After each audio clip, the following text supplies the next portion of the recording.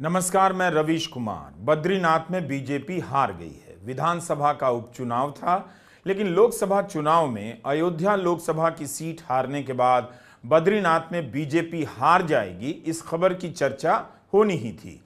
इस जीत के साथ ही लखपत सिंह बुटोला अयोध्या के सांसद अवधेश प्रसाद की तरह लोकप्रिय होते जा रहे हैं। दोनों की तस्वीरें एक साथ वायरल हो रही हैं। कांग्रेस के नेता दोनों नेताओं की तस्वीरें एक साथ ट्वीट कर रहे हैं। अवधेश प्रसाद तो 9 बार के विधायक रह चुके थे, मगर लखपत सिंह बुटोला की यह पहली जीत है। चलो। कांग्रेस अपनी इस जीत का जश्न स्थानीय स्तर पर भी मना रही है। लखपत सिंह की जीत की खबर आते ही कार्यकर्ता और समर्थक उत्साह से भर गए और विजय जुलूस निकाला गया। 10 साल का लंबा दौर रहा है जब हर उपचुनाव और चुनाव के बाद कांग्रेस के हारने की खबरें आती थीं। कुछ विधानसभाओं में मिली जीत को छोड़कर कांग्रेस की पहचान चुनाव हारने वाली पार्टी से हो गई थी। बद्रीनाथ उपचुनाव को स्थानीय स्तर पर कांग्रेस ने मिलकर लड़ा। नतीजा यह जीत सबकी दिखाई दे रही है। हरीश रावत ने गांव-गांव जाकर प्रचार किया तो उनके प्रतिद्वंदी हरक सिंह रावत ने भी लखपत सिंह बुटोला के लिए प्रचार किया। लखपत सिंह बुटोला कांग्रेस के प्रवक्ता हैं। उनका मुकाबला बीजेपी के राजेंद्र सिंह भंडारी से था, जो 2022 में इसी सीट से चुनाव जीते थे। तब कांग्रेस के टिकट से चुनाव जीते, लेकिन लोकसभा चुनाव के ठीक पहले कांग्रेस छोड़ दी, बीजेपी में आ गए, मगर बीजेपी के टिकट से अब चुनाव हार गए। राजेंद्र सिंह भंडारी कांग्रेस की रावत सरकार में कैबिनेट मंत्री थे और दबंग माने जाते थे। बद्रीनाथ के उपचुनाव में जनता ने दल बदल को भी नकार दिया है। मैं आपसे कह दिया कि सुचिता और नैतिकता की लड़ाई थी, और इस सुचिता और नैतिकता की लड़ाई में जनता ने सुचिता के साथ खड़ी रहे, नैतिकता के साथ खड़ी रहे, और ये दिल्ली की सरकार को और यहाँ उत्तराखंड की सरकार को मैसेज देने का काम किया कि जनप्रतिनिधियों जो जनप्रतिनिधि होते हैं उनको न बेचने का काम करें, न खरीदने का काम करें, और जनता ने जो जनादेश दिया उसका सम्मान किया जाना चाहिए, और यही मैसेज यहाँ से जाएगा। उत्तराखंड की एक और सीट है मैंगलोर। यहां के उपचुनाव में बीजेपी ने पूरी ताकत झोंक दी। पार्टी को लगा कि इस सीट पर जीत दर्ज कर वह रिकॉर्ड बनाएगी, क्योंकि उसे यहां अभी सफलता नहीं मिली है। इसके बाद भी बीजेपी मैंगलोर की सीट नहीं जीत पाई। कांग्रेस के काजी मोहम्मद निजामुद्दीन जीत गए।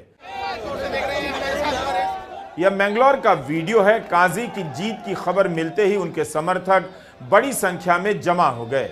यहां भी जनता ने दल बदलू को हरा दिया। करतार भडाना राष्ट्रीय लोकदल से होते हुए बसपा में आए और फिर बीजेपी में पहुंच गए। बीजेपी के टिकट से चुनाव लड़ रहे थे। मैंगलोर मैदानी इलाका है, पश्चिमी यूपी की सीमा से सटा है। यहां पर भी चुनाव के दौरान, मतदान के दौरान हिंसा की खबरें आई थी। मतदान के दिन खबर आई कि बीजेपी के समर्थकों ने मतदान को रोकने का प्रयास किया है और मतदाताओं पर हमले की भी खबर आई। यहां गोली चलने की भी खबर आई थी। मंगलौर का मैं उदाहरण देना चाहूंगा, खास तौर पे चुनाव के दिन वहां किस तरह का प्रयोग करने की कोशिश की वो आपके सामने है। कैसे मुस्लिम मतदाताओं को रोकने की पूरी कुचेष्टा की गई। उनका हक है वोट देना, वो उनको रोका गया। आज मैं सोशल मीडिया पे देख रहा था, कई टिप्पणियां भारतीय जनता पार्टी के समर्थक कर रहे थे, अरे मंगलौर तो मुस्लिम बाहुल इलाका है, कांग्रेस को जीतना ही था। तो मैं उनसे पूछना चाहता हूं, बद्रीनाथ 97.68% हिंदू है ना। बात हिंदू मुसलमान की नहीं है, बात है किस तरह की राजनीति आप इस देश पर थोपना चाहते हैं। वो ये देश स्वीकार नहीं करेगा। अयोध्या में जो हुआ आपने देखा, नासिक, रामेश्वरम, रामटेक, बद्रीनाथ, ऐसे तमाम ऐसे कई और मैं उदाहरण दे सकता हूं जहां इन्होंने एक तरह से ऐसी राजनीति करने की कोशिश की जिसमें लोगों की रोजमर्रा की जिंदगी से जुड़ी हुई कोई बात का स्थान नहीं था। उन मुद्दों को वो सामने नहीं आने देना चाहते थे। सिर्फ और सिर्फ लोगों को लड़ाकर, विवाद पैदा करके राजनीति करना चाहते थे। उसका आज एक बहुत करारा जवाब लोगों ने दिया है। लोकतंत्र की जीत है, और जो लटतंत्र चलाने की उत्तराखंड में कोशिश की थी, उस लटतंत्र का उत्तराखंड ने जवाब दिया है।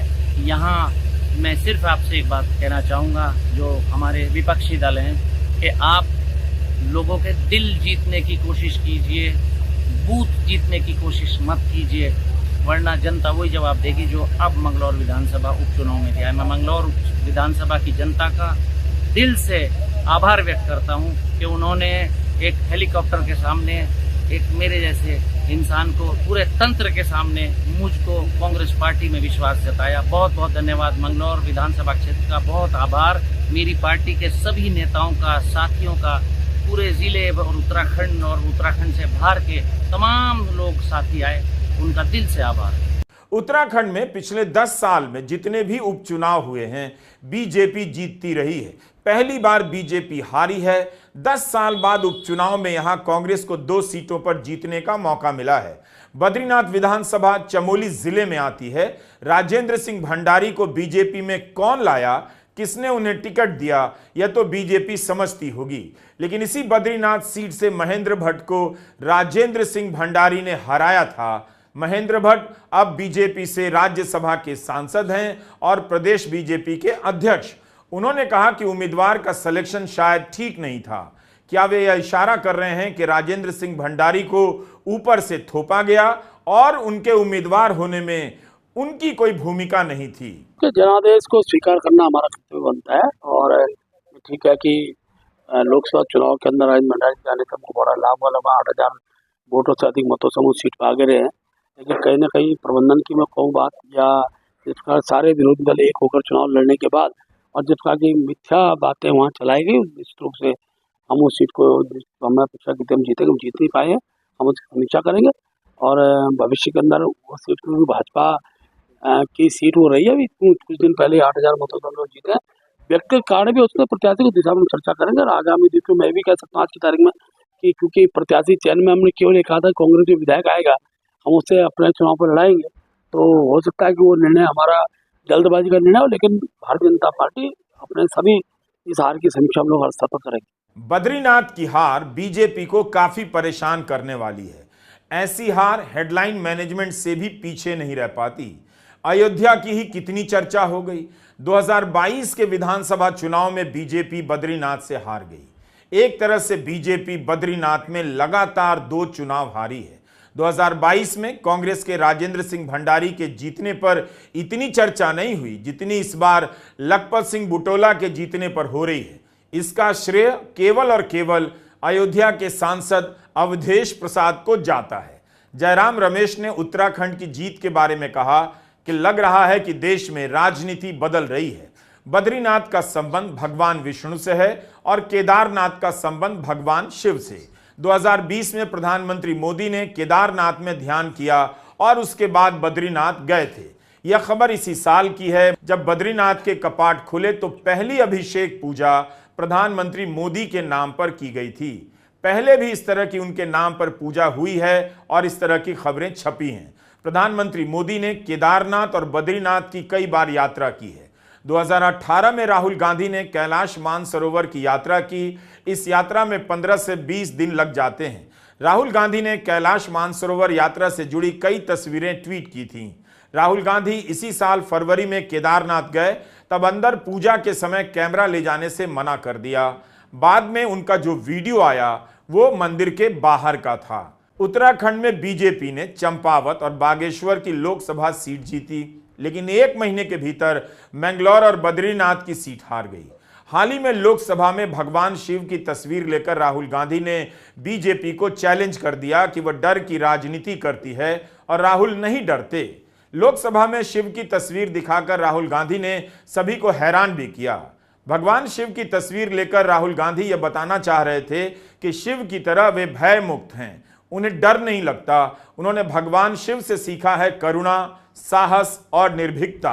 राहुल ने कहा कि हिंदू हिंसक नहीं होता है, लेकिन बीजेपी हिंसा की राजनीति करती है। इस पर बीजेपी तुरंत भड़क गई, इसे हिंदू आस्था का अपमान बताने लगी कि राहुल गांधी ने हिंदुओं को हिंसक कह दिया है, जबकि ऐसा नहीं कहा था। केदारनाथ में भी उपचुनाव होंगे। यहां से बीजेपी की विधायक शैला रानी रावत का निधन हो गया है। शैला रानी रावत 2012 में कांग्रेस के टिकट पर यहां से चुनाव जीती थी। मतलब यहां से भी बीजेपी के पास अपना कोई उम्मीदवार नहीं था जिसे वो जिता सकती थी। शैला रानी बीजेपी में 2016 में आ गई और 2022 में बीजेपी के टिकट से जीत गई। केदारनाथ और बद्रीनाथ की कहानी बताती है कि आज की बीजेपी इसलिए विजेता दल नजर आती है क्योंकि इसमें दूसरे दलों से लाकर चुनाव जीतने वाले उम्मीदवार भर दिए गए हैं। मुमकिन है इस वजह से भी मैंगलोर और बद्रीनाथ में बीजेपी का कार्यकर्ता उदासीन हो गया हो कि वह कब तक दूसरे दलों से लाए गए नेताओं को विधायक और सांसद बनाने का काम करेगा। अगर यह ट्रेंड चल गया तो बीजेपी में कांग्रेस से आए नेताओं के लिए मुसीबत हो सकती है। वे न भागने के लायक बचेंगे न जीतने के। हिमाचल प्रदेश के लोकसभा चुनाव में कांग्रेस का खाता नहीं खुला, लेकिन विधानसभा उपचुनावों में उसके लिए अच्छी खबर है। यहां की 3 सीटों पर उपचुनाव हुए, 2 पर कांग्रेस जीती है, देहरा और नालागढ़।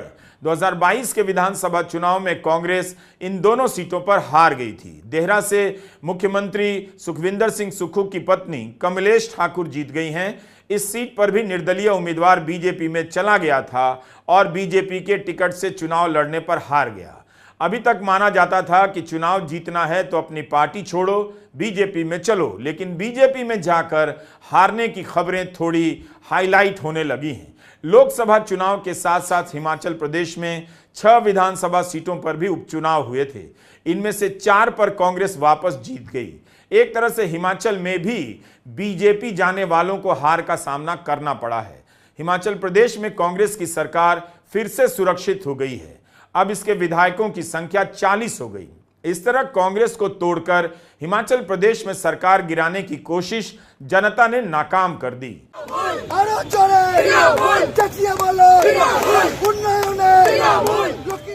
पश्चिम बंगाल में तृणमूल कांग्रेस 4 सीटों पर चुनाव जीत गई है। मानिकतला, बागदा, रानाघाट, दक्षिण रायगंज की सीट पर उपचुनाव हुए थे। इनमें से रायगंज की सीट बहुत महत्वपूर्ण है। उत्तरी बंगाल से सटे इस विधानसभा क्षेत्र में तृणमूल कांग्रेस पहली बार चुनाव जीती है और यह जीत बहुत बड़ी है। यहां पर तृणमूल कांग्रेस 85,000 वोटों से जीती है। यह इलाका बीजेपी का गढ़ माना जाता है। रायगंज के बारे में ममता बनर्जी ने कहा कि लोकसभा में भी कृष्णा कल्याणी जीतने वाले थे, लेकिन कांग्रेस से मिलकर बीजेपी ने उन्हें हरा दिया। विधानसभा उपचुनाव में कृष्णा कल्याणी को दोबारा से उतारा गया और वे भारी मतों से जीत गए। एक और सीट है बागदा।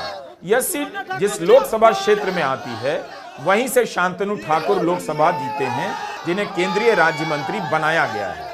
इन्हीं का एक पत्र वायरल हुआ था जिसमें वे बीफ ले जाने की इजाजत देने के लिए पत्र लिख रहे थे। इसी लोकसभा में आता है बागदा विधानसभा। यहाँ पर तृणमूल कांग्रेस जीत गई है, जबकि लोकसभा में इस विधानसभा से बीजेपी को लीड मिली थी। यहाँ से युवा उम्मीदवार मधुपर्णा ठाकुर चुनाव जीती हैं। इनकी उम्र 25 साल बताई जाती है। कम उम्र में चुनाव जीतने वालों में मधुपर्णा ठाकुर भी शामिल हो गई। ममता बनर्जी ने कहा है कि 4 में से 3 सीटें बीजेपी के पास थी। तृणमूल ने बीजेपी से तीनों सीटें छीन ली है। मानिकतला में सुप्ती पांडे की जीत को भी मुख्यमंत्री ममता बनर्जी ने बड़ी जीत बताया है। तृणमूल के 4 में से 2 विजेता महिलाएं हैं। रानाघाट में बीजेपी का विधायक तृणमूल में आ गया और जीत गया। उत्तराखंड में जहां कांग्रेस से बीजेपी में जाने वाला हार गया, वहीं पश्चिम बंगाल में बीजेपी से तृणमूल में जाने वाला जीत गया है।